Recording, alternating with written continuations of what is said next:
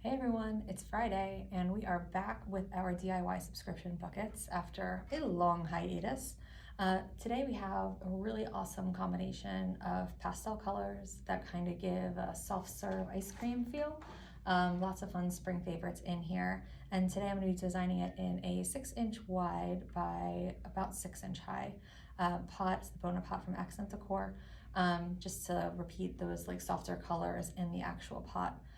As well. I'm using chicken wire mechanics, so I'm just going to ball that up like we always do, taking the two cut ends to the interior and then rolling it over itself like a big old woolly bear caterpillar.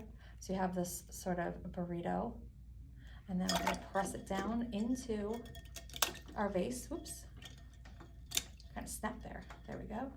Press it down into our vase so that all of the chicken wire is underneath the rim of the vase. So sometimes if you have it going over the top, that's fine. If you want to have pieces going in from the side, but we're going to be designing mostly coming up from the chicken wire, so we don't really need to have any of it above the rim of the vase. So we don't want to have to deal with trying to cover that up either. So once your chicken wire is in, you can see that in there it fills up pretty much all of the interior of the pot, and there's lots of crisscrosses back and forth.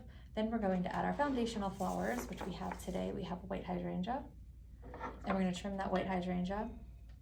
And we're going to trim off any of these knobs on the stem, so it's a nice clean stem. Now place the hydrangea right into our arrangement. And the goal right now is just going to be to cover the top of our pot. We're not trying to get full coverage because there's 2 hydrangea in our bucket this week. So just kind of get them in there so you'll be able to see it. If you get all the way down to the bottom of the pot and hit it, you might need to trim it a little bit more, but always measure first and then cut, and then you can always recut. You can't add it back on, so be sure to be very careful when you're cutting. Okay, so once we get our 2 hydrangeas in there, we also have some mini green hydrangeas in here, so we can add those. Or what I'm going to do today, we have a lot of this lemon leaf in our bucket. Lemon leaf is foundational foliage that we use here in a lot of our work. You can see that here. So I'm going to go ahead and put that in first, and we're going to do kind of more of a rich greenery base than a hydrangea base like we normally would. So we want to see the hydrangea coming out of our pot. We don't want to cover it all.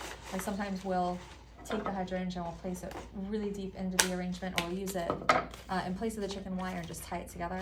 But in this case, we can green in between the hydrangea so we can still see some of it in our arrangement. These fluffy white hydrangeas help out with that whole idea of ice cream with the colors in the bucket this week. Okay. So we have about 5 pieces of that. You can put that into your vase in between and through your hydrangea. At first we were trying to come up with a palette for this week's bucket. And the pastel, we're just like, I don't know, it's been kind of rainy here and overcast, we weren't really feeling it. But we wanted to use all the flower varieties. And then it got to the point where we just put them all together, a couple of different variations to figure out what we wanted to do, and really just fell in love with it. Even though pastels aren't normally my favorites, I really like this combination together. It leans very heavily on the lavender and the peach colors and the variations in those colors. This bucket out of here. Then we have a couple of mini green hydrangeas, so we can tuck those in. I usually like to go in any gaps between the white hydrangeas, just to kind of tuck in, so you can see that there. Same with this other guy, coming on the other side. Again, making sure to trim off all of these little knobs and nodes. Mine's right there. Now you should be pretty well covered all the way across the top of your pot with these first insertions into our pot. Okay. So then we're going to go through, we have some line flowers in here. We've got this awesome lavender stock. That is a new grower that we have been attempting to buy from. And it's great because it has all of these blooms all the way up to the top. So you don't get those long gangly pieces. It's like nice and full. So these are great for your short vase work, your bowl work, centerpieces, etc. I'm going to tuck that in so that the whole thing is floating above the hydrangea. I don't want it to be tucked all the way down in there, but I don't want to have like a lot of stem either. I'm going to have this kind of just float on top, and you can get rid of all of these greens on the side, clean them out of the way. So you see there, relatively clear. Pull off any of this stuff, anything damaged. And then going into my arrangement, I'm going right in. I'm just gonna let it hover right on top there. We got 3 of those in the bucket today. So I'm gonna do those sort of triangular so you can see them all the way through the arrangement, assuming that maybe this is going to be on a centerpiece or a coffee table. We're gonna wanna see everything all around. So got everything kind of coming out evenly, coming around out like spokes on a wheel, so that you're coming out from that center radial point, that center point, radially, I should say, this way. Okay, what else do we have in here? We have today some roses. These are shimmer roses. They're awesome peach roses. They have a lot of different color in them. So you can see these are the same variety, but one is like much pinker than the other. Same grower, same everything. So they're kind of cool. I mean, I guess that's why they get their name. They kind of like run the gamut across all the peachy tones. But they also have a nice dense petal count. So if you give them a nice blow, they start to open up nicely. And then you can always give them a little roll. Oops, I lost the petal. To get them open up a little more. And then they'll continue to open in your arrangement. Just make sure you put them into your arrangement so that they don't get mushed all the way down in there, or they won't continue to open. So get this guy in as well. Here's 4 of these shimmer roses in our bouquet, or in our bucket today. I'm gonna go in between here. Since there's 4 of them, I'll go in between my stock with 3 of them, and then I'll sink 1 into the center. Take off any of the outside guard petals. Trim on an angle when you remember, so that you can try to get as much water up into that bloom as possible. Give it a little spin. Maybe a more aggressive blow to get that moving. We're gonna go right in between like so. Okay. 1, 2, 3. Then I'll do 1 right down in the middle. Oh, this is a nice one. Let's see here, open up really nicely. Here we go. So this one, I'm gonna take the 1 packing petal off the side. Might not even need to roll this one, but I'll give it a try anyway. Get it moving. All right, that's gonna go right in the middle. I like to sink 1 kind of down in the middle so it looks a little bit soft and flowy rather than coming up to a point. This will give you more of a spilly look versus like a tight top look. These are new roses that we're getting into. These are awesome. They're called Shocking Blue. They're just like, they're not a garden rose or anything, but they're just like the best color of purple or lavender, and they have a nice strong petal too. So if you like to reflex your roses, you can totally do that with these as well.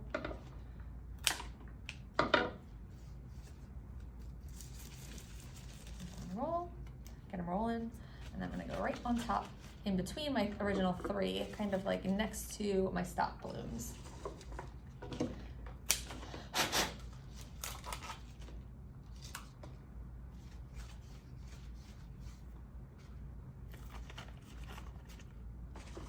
If there's any nice greens on there, you can also leave any of the leaves on, as long as they stay above the water level, above the chicken wire. You can leave those on. But you don't want anything to go down below that point, or it's going to contribute to like the growth of bacteria in the water, and your flowers won't last as long. So you want to keep it nice and neat. Take this guy over here. He has kind of a weird shape to him, so I'm going to try to straighten that out a little bit. Get him into the arrangement so he goes where I want.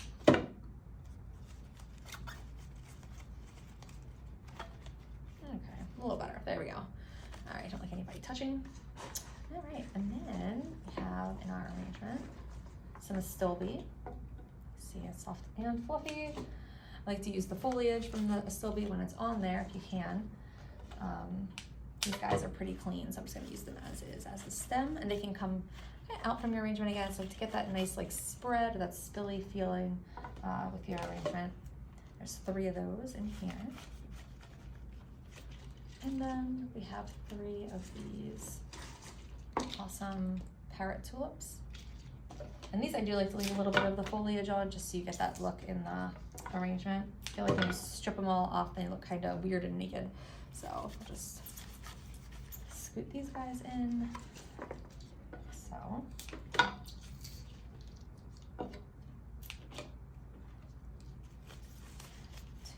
Give them a little bit of support. If you stick them in there and they come sticking out the sides like that, they're kind of slump. So you want to get them in there so that the other flowers are holding them up a little bit, so that they don't bend downward. So this one, I'm going to scoot him over here. I didn't realize I didn't really have room for him over there. This guy, scoot this one over here. All right, so, and then I've got a couple of white ranunculus to go in here. Pick up some of those white tones in our pot and then also in the hydrangea. I'm gonna leave these long so that they just sort of float on top of our arrangement. You can see those nice stems. I have 2 of those.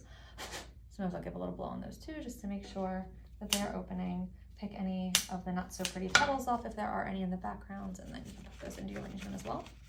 Maybe tuck one in, pull one out. Same deal with these Gerber daisies. These are actually called ice cream. The variety is called ice cream, which is kind of cool because that's kind of what we were seeing when we were putting these arrangements together today. Put those in, and these are also nice too because they have these nice long stems. They're nice and clean, so you can get them in there and kind of let them float. You don't have to mush them down in there. Just give everybody their space so they can be seen in the arrangement. Yeah. And then we also have some of this other, we're kind of picking up the color in these shocking blue, so we use this really pretty lavender clematis. Now these, if you're using them short, you can kind of cut them in the middle here and use this as one placement and then this as one placement. Or if you want to use them long, use the whole thing as one unit. I'm going to try to get 2 out of this one. So I've got one piece here. You just got to make sure you get your stems all the way down into the water. As long as you get that, you're good to go. Break it up as much as you need to. Sometimes we'll get these in and they're even more like branchier than this. So definitely break them up. Let those just kind of float on top. Definitely try to use the foliage if you can. This lace foliage here just looks really pretty in an arrangement, so make sure you take advantage. There we go. All right, so it's getting filled up here. And then we have some scabiosa, but these are like really pretty and they pick up that blue lavender color as well. And the green in the middle, we were really digging with the green in the parrot tulips as well, so it's kind of coming full circle here. These guys, you just want to let them float. Leave your stems long, let them really have a little life in your arrangement. If you need to cut them shorter, but don't cut them short to start. Give them the opportunity to float because they give a lot of movement to your arrangement. Keeps it looking fresh and not stodgy. I noticed they have these little straws on them. The straws are so that when we cut them in for the first time after they've been dry packed, they drink the water and they straighten up their necks. Sometimes you'll find that they are still a little bit bendy for the neck, so you can leave these on if you want. Maybe just take them down slightly. You just want to make sure that if you're using the straw to give support to your scabiosa, that you hide it in the arrangement so you don't see the straw. And maybe if you're doing a more tucked in arrangement, you could definitely use them that way. But since I'm using them long, I don't want to put the straw in there because I don't want to see any of that in there. We're getting there now here. The last thing that we have in our bucket today is some silver dollar eucalyptus, but it's kind of like shaped like almonds. So we'll say it's almond dollar eucalyptus, something like that. Has a very pointy oval leaf. So we are going to use this. Oops, I got it wet. Break it down into smaller pieces. And this is going to be how we get some spill and a little bit of spread in our arrangement. So leave it long at first, tuck it into the arrangement and let it come out and down. So you don't want to like put it in so that's all saggy, and you don't want to put it in straight up. You definitely don't want to put it in so it's arching the wrong way over your flowers. You're going to put it in so it's using its natural shape to create width and to create some cascade coming out of your flowers. And this kind of soft green color just goes really nice with it too, because we have all these pops of these deeper greens in the miniature green hydrangea and the centers of the scabiosa, and then this sort of smooths it all out and brings that blue color back in there that we were seeing in the clematis and the scabiosa and the shocking blue roses. So we'll just tuck that in like so. I believe you have like 2 bushy stems or like 3 smaller stems in your bucket. You can't really like judge these by the stem because they always come in different sizes. So we just added a big handful basically to your DIY bucket. So I'm gonna get this guy in here. Use some of them tucked in like so. Use some of them pulled out like that. And then that way you get a little bit more dimension in your arrangement. You don't want it to all be one note. You want everything to all be to one level coming out of your arrangement. You want to make sure that you see the color between the flowers and you see the color coming out from the flower, so that nothing is just, you know, one level. Everything should be seen in several spots. So we're gonna do this side, like so. Yeah, there we go. It's looking pretty good. I like it. And then if you had any of the lemon leaf, this like big leaf, if you had any of that left over in your bucket, you could go ahead and add that in now if you felt like you needed a little bit more fill, but I really think that it was the perfect amount. It has a nice gardening feel with lots of foliage without being too much foliage. Be purposeful. Just turn it around, make your adjustments, and then you are good to go.